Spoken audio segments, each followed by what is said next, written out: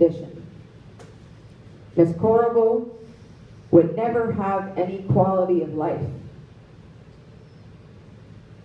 She would need care and assistance for the rest of her life. I would require high doses of medications, including pain management, for the rest of my life. Surgical interventions, procedures, and rehabilitation would be physically and financially dependent for the rest of my life. I would suffer from memory loss, seizures, and be completely unable to process information. I would suffer from severe clinical depression, requiring medical and psychological intervention for the rest of my life. And on it went. I remember reading those reports countless times until I was numb. Considering those doctors were paid to go up against me, you can just imagine what mine were saying. I would be a burden to my mom for the rest of my life, useless and without purpose. Soon thereafter, I tried to kill myself.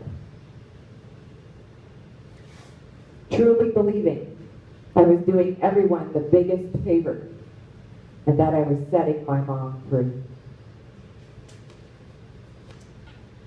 Obviously, I didn't succeed, which felt like yet another failure, and just added more shame to my already pitiful existence. I can tell you that was tortured living, and although I remember it well, I can't even fathom feeling that way. My heart aches for her. I want to lift her out of bed, tell her that she's got nothing to worry about, that I've got her, that I'll never let her fall.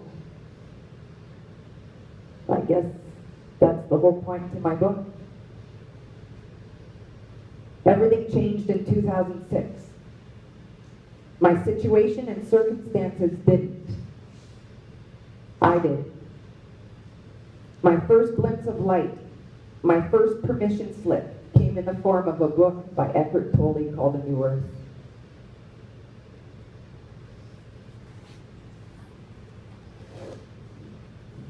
I wasn't suffering because of my circumstances. I was suffering because I was saying no to them. That the form the now takes is irrelevant, but I could just choose to bring an inner yes. That my ego, which he always called the little me, loved to suffer and thrived on it actually, and used it to survive, but that I didn't have to. That being miserable was its greatest source of fuel, but that I wasn't the ego. That I was the awareness behind it, the witness, which you all experienced while you were holding hands. That I could laugh at the ego because it wasn't personal.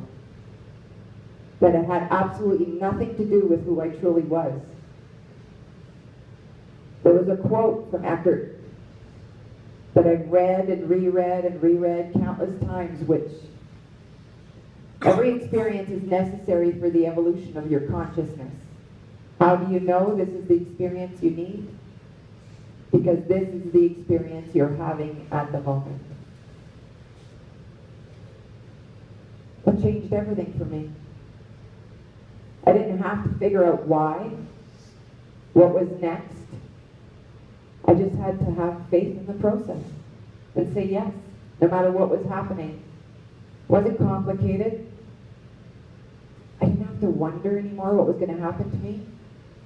This was the experience I needed in this moment. I read this book countless times. Memories that had been eluding me for years came flooding back of my youth and childhood. This presence, this light, or this recognition that had always been and still was, that had never changed, was still there. My body would never be the same. My brain would never be the same. But the thing I had forgotten the most was my heart.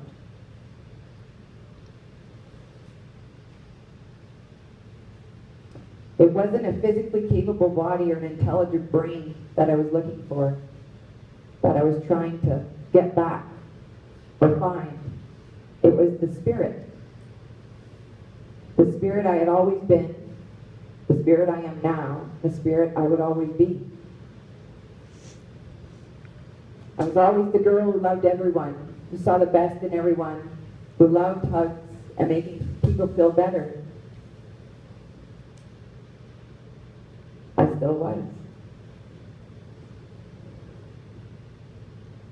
Dr. Bestman, I came up with some pretty wacky ideas along the way, like meditation. He supported me, never laughed at me, always said, what if, let's try it. Dr. Bestman's just done 2 documentaries with 12 amputees from the Army, and they climbed the highest mountain in Antarctica to prove that anything is possible with the right mindset. This glimpse of light, this recognition was divine right timing, as it always is, because life was about to get a little challenging. Started easy enough, simple enough, almost like energy in my right leg. The muscles would move by themselves. It was so odd. Until those muscle spasms, or whatever they were, started climbing into my stomach, into my back, into my chest, into my heart. Till it looked like there was close to 1 million snakes inside my body, contracting everything. It looked like I had had a stroke. The left side of my face was paralyzed. I was drooped. Eyes was drooped. I couldn't have anything touch me. MS got thrown around a lot. Different diagnoses, 2 years in and out of the hospital, and 2 years completely bedridden. I wasn't even able to turn my head, staring at the ceiling. Turns out, I guess, when I was doing all that really stupid stuff as a fitness instructor, a disc that had cracked in the accident had cracked right through to the nucleus, and the liquid was leaking into my spinal cord. By the time this was all figured out, it was too late. My organs were failing, and I was given 30 days to live. I remember being in palliative care at the Civic Hospital in Ottawa. I remember hearing the nurse yell, "Tina, breathe. Don't make me bag you." I understand what that means now. My heart was stopping, my oxygen levels were dropping. A new nurse came on about 72 hours later, and she made a mistake.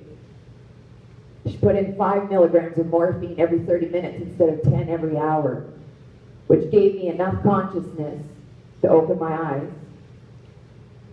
and see Mom holding my hand.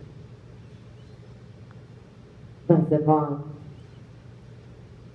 don't let me die like this. Bring me home and let me die with dignity." She did.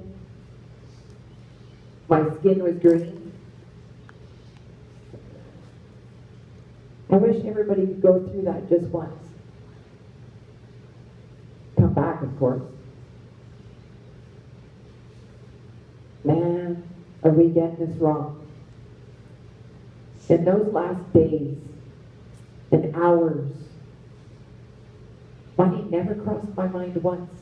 Wasn't that it wasn't important. It didn't even enter my awareness. It was, what had I not done? What I had not made time for?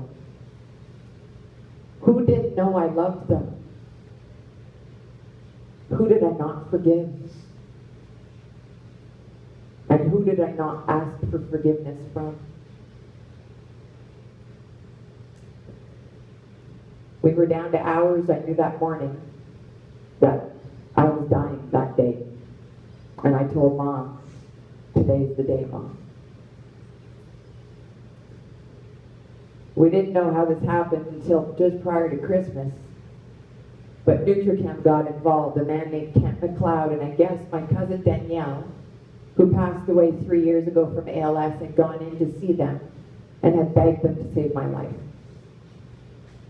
Laura, who knew, she was completely shocked, said, "We've never worked with anybody in palliative care before. I don't know how this works. I'll have to talk to Kent." Well, by the time Mom went in there, by accident, Kent was ready to go. There were nurses at the house within the hour, and the blood work was done, and I'm thinking, yeah, okay, sure.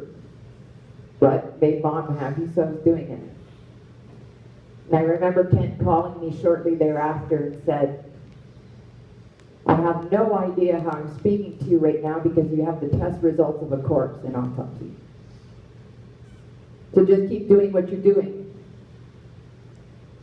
and I'll try." He tested over 80 levels in my body, and not that there was a number there, it was not measurable. So he just put everything back in powder, cream. Mom would rub some on my inner thigh, and I'm thinking, 3 days, my skin was back to normal. We still wouldn't utter a word. I hadn't sat in over 2 years, but the bed was partially up. On the 5th day, I drove our car to my doctor's door and knocked on the door. That doctor had been to my house every single day, giving me an epidural to freeze me from the waist down, to give me some relief from the bed sores and the pain. When I knocked on the door, his eyes rolled back when he answered, and I think he thought I was an apparition because I grabbed him and said, "Frank, it's me." He just didn't know what he didn't know. That was 2008. There's been lots of other things since then.